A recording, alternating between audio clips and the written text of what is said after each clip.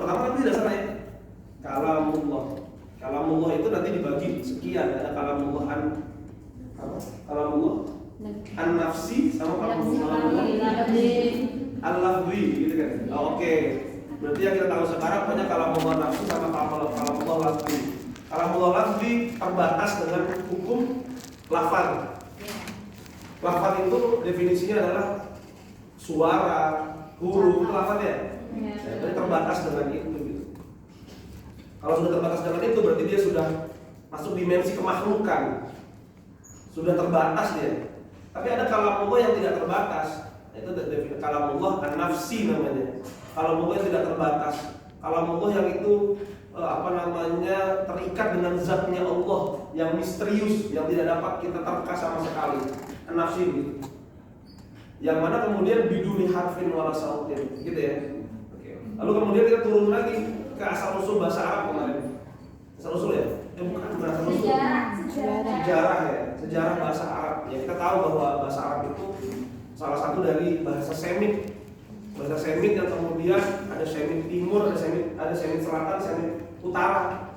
Gitu ya. Semit Utara wilayahnya di atas, Semit Selatan bisibihil jazirah al-Arabiyyah. Yang mana kemudian memiliki beberapa suku-suku, kabilah dan lain sebagainya. Itu berasal banyak sekali ya dari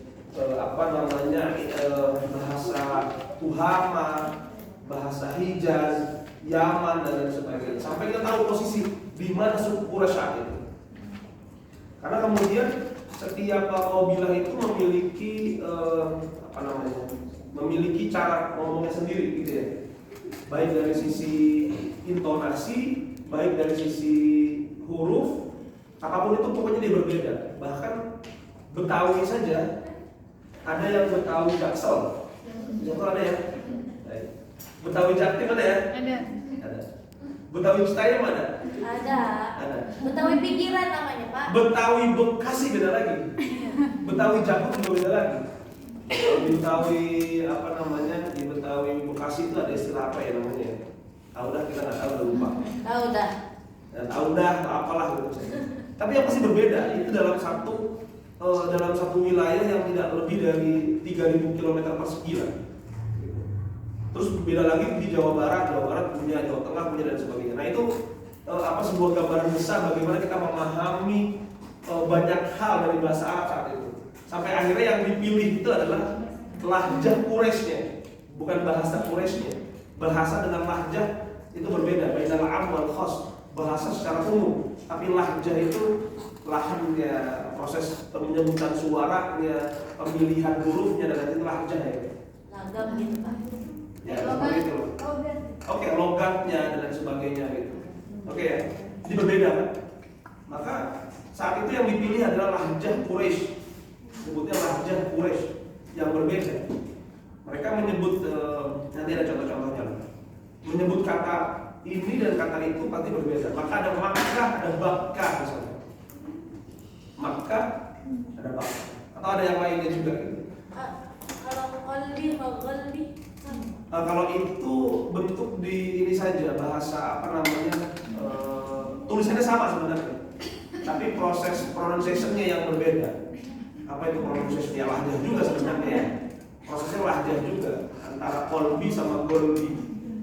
Di Mesir bukannya golbi, tapi albi. Di Mesir albi. Kalau kata golbi itu Yaman, Saudi, Hijaz. Qaf disebutnya go. Kalau di Mesir jim disebutnya go. Gai, jaa, igitani, gai itu datang, jaa. Golbi, albi, habibi, albi. Habibi albi, kalau si itu yang Kasablanka nah coba, dia berarti bahasa Saudi dia pakai habibi, habibi golbi kayaknya kurang asik juga gitu. Ya udah habibi albi gitu ya. Oke. Sudah kita tahu itu Quraisy. Selanjutnya kita juga pengen tahu apa yang kemudian dibutuhkan bagi orang-orang awam dan orang-orang yang bukan awam dalam memahami Al-Quran. Karena tentu orang-orang berbeda-beda, tidak semua orang harus jadi ulama. ulama itu adalah fardu kifayah. Setidaknya setiap rumah saja harus memiliki orang yang paham betul tentang agamanya. Bahkan bukan setiap rumah, setiap keluarga besar ada santrinya satu orang. Keluarga besar ada deh santri putrinya yang harus masuk IIKI biar dia paham Al-Quran. Kalau kemudian ada orang yang baca Qurannya salah, ya, lalu kemudian dia tidak diingatkan, dosa semua kan begitu. Maka harus ada yang menjadi fardu kifayahnya, tidak semuanya berarti. Maka ada yang ilmu-ilmu khusus buat orang-orang awam, apa saja sih tentang Al-Quran, bahasa Arab. Ada yang memang diperuntukkan untuk orang-orang mujtahid. Baik. Sekarang kita kemudian masuk ke sebuah logika yang lain daripada bahasa Al-Quran. Nah, itu pertanyaan besarnya adalah kenapa kemudian Allah menurunkan bahasa Arab, menurunkan Al-Quran dengan bahasa Arab? Nah, itu pertanyaan besarnya. Tentu kalau misalnya kita berbicara soal itu sudah jelas Pak, qat'i anzalna Quran Arabian gitu, bilisanin Arabiyyin mubin. Oke, sudah selesai berarti kan, tidak ada perdebatan sama sekali gitu.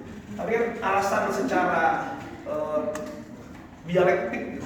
Alasan secara syawahid, bukti-bukti logis, bukti-bukti yang kemudian dapat memperkuat bahwa bahasa Arab itu memang pantas menjadi bahasa Al-Quran itu kenapa? Nah gitu.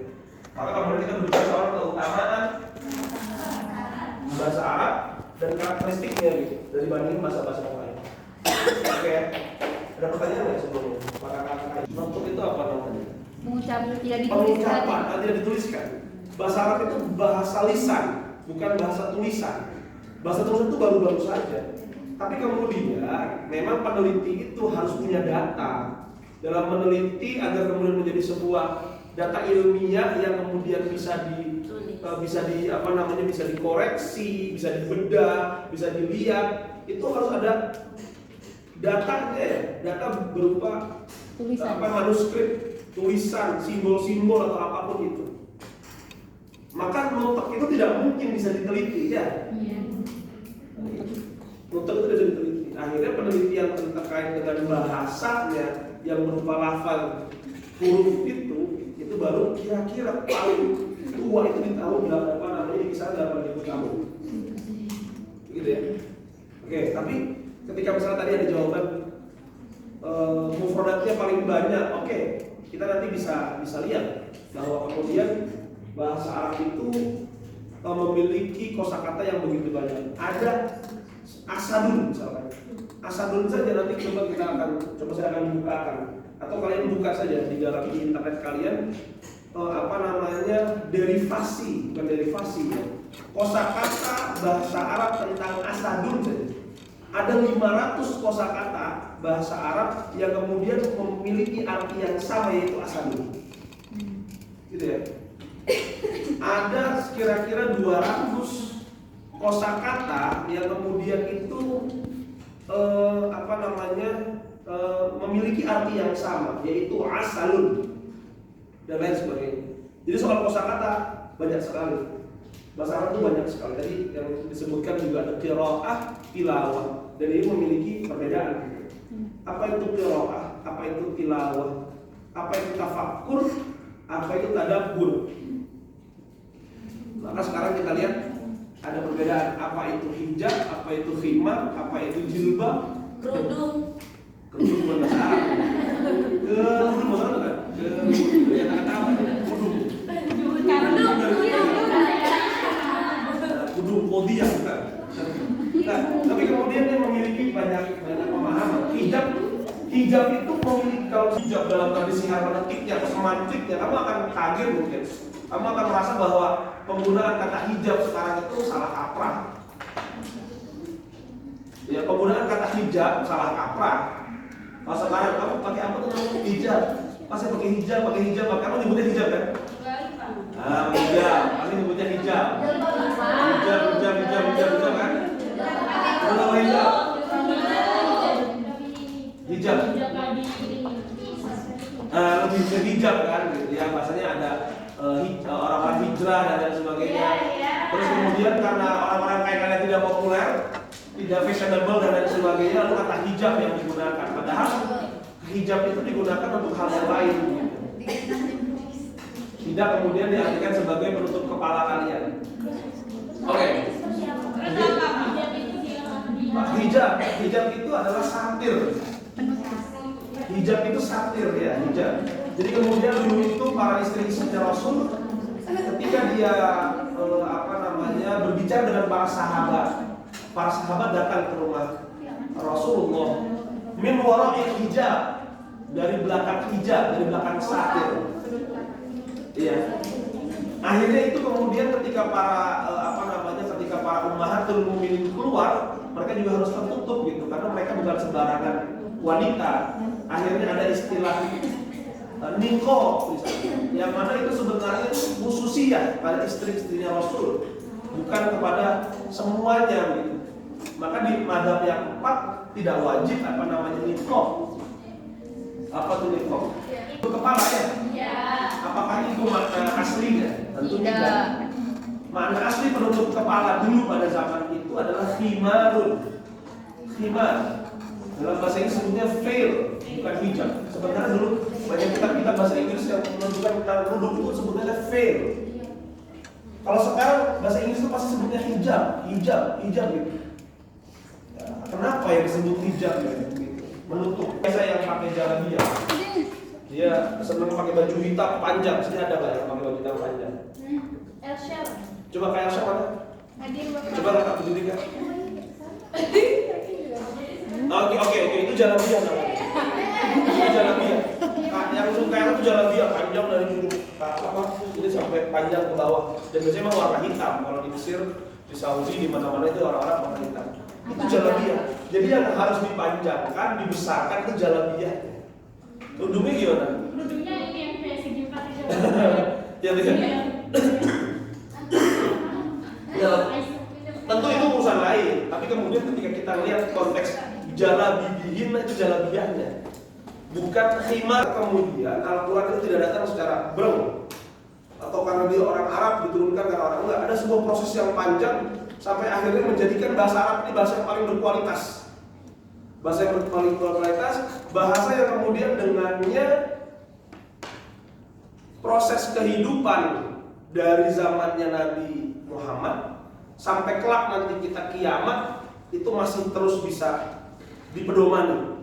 Sekarang sudah tahun berapa? 1444 ya? Oh, 44 ya? Saya kira 1443. Sudah 15 abad berarti ya? Sudah 15 abad tapi pedomannya masih itu-itu saja. Sudah 15 abad nih, tapi pedomannya masih itu saja. Dan 15 abad, tapi atau IIKI berapa tahun sih? 77. IIKI sudah berapa tahun sih? 40 tahun ya? 45. Kira-kira oke, 45 tahun ya. IIKI udah 40 tahun. Oke. IIKI berdiri 45 tahun, di mana kemudian semua mahasiswinya IAT itu harus berbicara tentang Al-Quran, tapi tidak habis-habis itu judul skripsinya. Dan itu pedomannya satu Al-Quran. Jadi ditinjau dari apapun aspeknya, inilah itulah, dari sisi ini itu tidak pernah habis Al-Quran. Jadi dari sisi kualitas itu memang Allah telah ciptakan Al-Quran itu dengan sebuah format bahasa yang sangat elastis, sehingga sampai 15 abad semangatnya, pengertiannya, apanya lagi, ruhnya itu belum habis-habis sampai sekarang. Bahkan ya kalau kita kenal sekarang, dulu tidak ada HP gitu ya, tidak ada Gojek, Grab dan lain sebagainya gitu. Dunia masuk di era digital gitu. Maka perubahannya pasti akan drastis dari sisi hukum dan lain sebagainya. Ada hukum-hukum lain yang pasti belum terbaca. Tapi pedoman tentang satu, gitu ya. Nah itu yang kemudian sangat ajaib sekali gitu dari situ. Kenapa kemudian Al-Quran kok sudah 15 abad tapi masih tetap solid? Tadi yang dikatakan solid itu di zaman wa makan. solih fi kulli zaman wa makan itu tidak ujuk-ujuk solih fi kulli zaman wa makan. Dia tentu ada prosesnya. Kenapa bisa solih fi kulli zaman wa makan? Kenapa bisa sesuai terus setiap zaman? Kenapa terus Al-Quran bisa kemudian mengeluarkan sebuah sebuah hukum-hukum yang baru? Karena apa? Elastisitas bahasa yang dimiliki oleh Al-Quran. Baik. Alasan yang pertama yang setidaknya saya catat dari beberapa orang adalah memang karena bahasa Arab itu bahasa tertua ya. Bahasa tertua. Ya kita tahu bahasa tertua karena kemudian ketika kita lihat bahasa Arab ini dari bahasa Sam bin Nuh gitu ya. Itu yang paling bisa terlacak lah. Kalau sudah Nabi Adam nggak bisa karena sudah tidak terlacak. Tapi dari Sam bin Nuh yang dikatakan sebagai bahasa Semit yang kemarin sudah kita katakan. Dan kemudian kalau kita lihat dari sisi bukti sejarahnya, ketertuaannya Al-Quran, ada sebuah mahkota tentu ini bisa diperdebatkan. Yang catat saya, bahasa Arab itu kemudian bahasa yang secara bukti keotentikan datanya itu ditemukan di 8.000 tahun yang lalu itu sudah ada. Jadi 8.000 tahun yang lalu sudah ditemukan sebuah data kesejarahan. Data kesejarahan yang berupa material ya, bukan mutlak lagi material, tulisan lah, simbol-simbolnya dan sebagainya gitu ya. Rumus-rumusnya dan sebagainya. Adapun bahasa yang lain misalkan ditemukan Ibrani misalkan di 4.000 tahun. 4.000 tahun yang lalu. Jadi ada data sejarah ternyata Ibrani itu di angka 4.000 tahun. Adapun bahasa-bahasa yang lainnya tidak tidak terdeteksi, walaupun ada sebenarnya bahasa itu, tapi tidak terdeteksi. Baik. Itu yang kemudian yang pertama.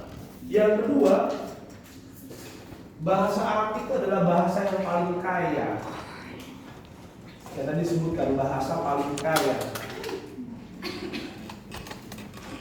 Kenapa bahasa paling kaya? Karena akar kata bahasa Arab saja.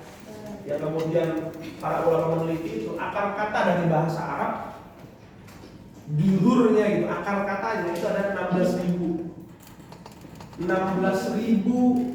akar kata. Ya kemudian dalam bahasa Arab. Ada pun beberapa bahasa yang lain, kayak misalnya bahasa Ibrani, ya, saya tulis di sini. Karena kemudian kita sering Nabi Ibrahim dan lain sebagainya bahasa Ibrani. Itu kemudian hanya 2.500 kata akar katanya. Bahasa Latin ABCD itu 700 akar kata.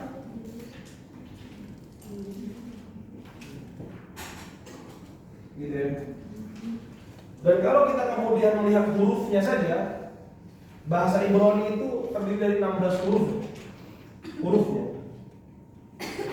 Hurufnya 16. Kalau kita hurufnya ada berapa?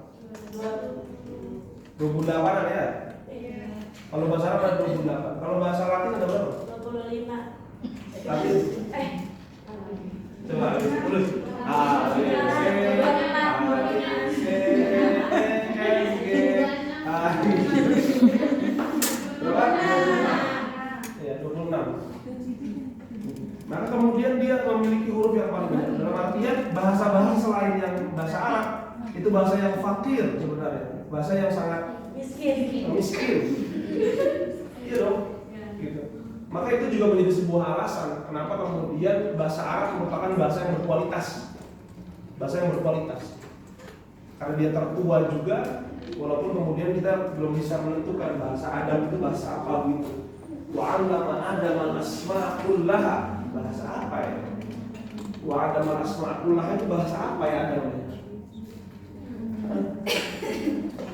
Bahasa Adam itu wa 'allama Adam al-asma'a itu bahasa apa kan? Orang yang paling puncak yang ditemukan adalah Nuh bin anak Sam bin Nuh. Yang paling puncak ditemukan. Bahasa Adam itu bingung. Enggak tahu. Ya mungkin bahasa Arab kemarin. merupakan bahasa pada level 2 ya sebenarnya. Jadi kalau kemudian kita lihat bahasa tertua dan kita lihat ada namanya Nuh bin Sam, Sam bin Nuh, maka itu kan seakan-akan ada level kedua ya dari bahasa Adam atau bahasa dari Nabi Nuh itu sendiri, gitu. Karena ini khusus Sam bin Nuh, yang mana kemudian dia juga mempunyai akar, ada yang di selatan, gitu.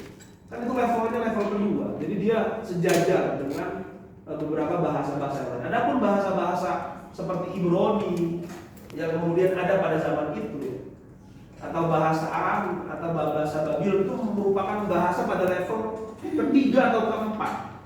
Jadi sudah silsilah dia dari kemudian bahasa yang lain. Mungkin bahasa dari istilahnya Sam Selatan, Sam Utara, Semit Utara. Gitu. Kalau kemudian Semit Selatan itu bahasa Arab, jadi Semit Utara kemudian dia memiliki anak-anak dari bahasanya, yaitu bahasa Ibrani, bahasa Aramik dan lain sebagainya. Maka bahasa Arab pada posisi itu ketika kita lihat di Jazirah Arab merupakan bahasa pada level kedua. Bahasanya kakek lawan cucu, gitu. Bahasa Arab itu kakek, bahasa yang lain cucu, pada level cucu, gitu. Baik. Selanjutnya bahasa Arab itu merupakan selain bahasa paling kaya ya, maka kita tahu bahwa beberapa mufrad-mufrad dalam bahasa Arab itu banyak sekali artinya. Coba masih nyala? Sama kakak jawab. Oke, sama saya ya. Saya coba ingin melihat bahwa ternyata bahasanya itu nggak masuk ya. Bahasa Arab di sini aksar min salathumiyah. Pada data saya itu lebih dari 500. Ini kemudian kurang. Coba kita lihat, nah ini dia nama-namanya coba. Dalam bahasa Arab aja kata asad saja sudah ada banyak. Kita tahu asadu, tapi ada laif, ada harif, ada jar, ada bahnas, haisam, nahar, furhud, qash'am, qismil, urdus. Banyak sekali nama-nama ini. Ini harusnya asad semua. Asad yang ngau-ngau itu. Mau tahu sih nggak kan? Iya. Itu dia sih. Tapi kenapa jadi bangsa? Ya karena ini kemudian bahasa yang digunakan di kabilah-kabilah tertentu. Kalau kita tahu asad itu kan sebenarnya bahasa fushahnya. Bahasa fushahnya ya. Setidaknya ini. Lalu misalnya kata-kata asal itu juga banyak sekali. Sa'lab juga begitu. Saif, contoh lagi. Kita lihat lagi misalkan kata-kata al-asal. Kamu kan gampang bisa sekarang. Apalagi sebuah nektar. Oke, apalagi? Sebutin. Tapi dalam bahasa Arab min asma gimana sih kamu? Min asma'il asal fil lughah al-arabiyyah indal arab aktar min 70 ism lil asal. Oke ya. Saking banyaknya, coba kamu lihat di dalam bahasa Inggris. Bahasa Inggris apa coba? Kaya akan istiqoq. Istiqoq itu derivasi perubahan kata ya. Nah itu. Karena tadi yang saya katakan intinya begini, Al-Quran itu dipersiapkan sebagai pedoman bukan hanya setahun 2 tahun, bukan hanya sebulan 2 bulan, tapi ini sampai akhir zaman. Maka prosesnya itu bahasa itu harus elastis, dipahami, ditafsirkan agar dia dapat solid fikul zaman wa makan. Itu persiapan yang besar, gitu ya. Jadi bukan sembarangan pilihan itu. Kalau dipilih dalam bahasa Inggris, ya coba lihat Injil saja. Tidak ada penafsiran terkait Injil dan saya tidak ada. Bahkan kata-kata misalkan ketika kita baca balaghah, nisa'ukum harthun lakum. Harth itu bisa diartikan banyak. Gitu ya. Harth itu bisa diartikan banyak. Maka kemudian bisa dipahami sifat-sifat dan lain sebagainya dan kemudian ditafsirkan dalam konteks kualitas yang banyak. Derivasi contoh misalkan di dalam bahasa Inggris, berbandingkan aja. Panjang apa bahasa Inggrisnya? Tool ya. Tol betul. Kalau saya jelek nih. Oke. Oh, tool itu panjang. Tol. Terus dalam bahasa Arab juga ada panjang apa? Towil. Sama ya, derivasinya hampir sama ya. Tapi kemudian di bahasa Inggris cuma satu saja, tool aja. Dalam bahasa Inggris kayak tol aja. Dan dalam bahasa Inggris cuma panjang saja. Tapi dalam bahasa Arab towil itu jadi tola, yakul, tula, tiwal, mustatil, atola, yutilu, itola, banyak ya. Dan itu memiliki pengertian yang banyak-banyak. Dan kemudian memiliki perbedaan. Orang kata-kata jalasa saja dengan ajlasa berbeda ya? Jalasa apa? Ajlasa? Ajlasa mendudukkan. Dia juga, karena kemudian dia mazid di harfin wahid. Tambahan kata alif saja dari jalasa itu memiliki perbedaan makna. Atau misalkan kata-kata jayyid. Jayyid itu dalam bahasa Inggris bagus. Apa bagus dalam bahasa Inggris? Good ya. Good ya. Good. Itu jayyid juga ya. Nice, good lah. Itu jawab apa itu?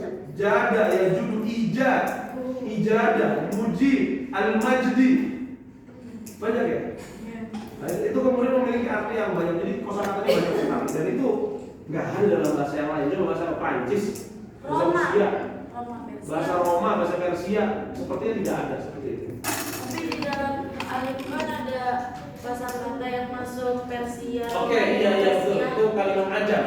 Ada, nanti kita akan belajar itu bahwa beberapa pendapat ulama misalkan menyatakan bahwa sesungguhnya ada bahasa ajam dalam Al-Quran.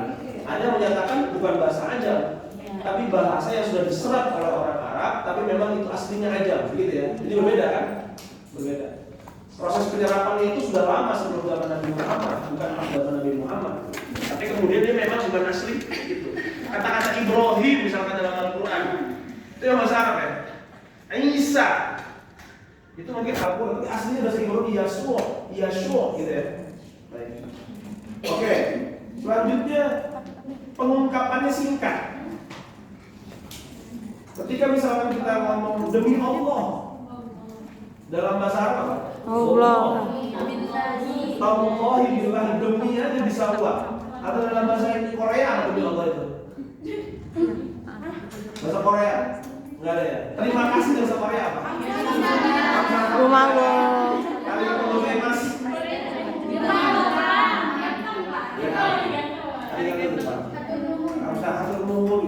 Tapi dalam bahasa Arab cukup simpel, syukran.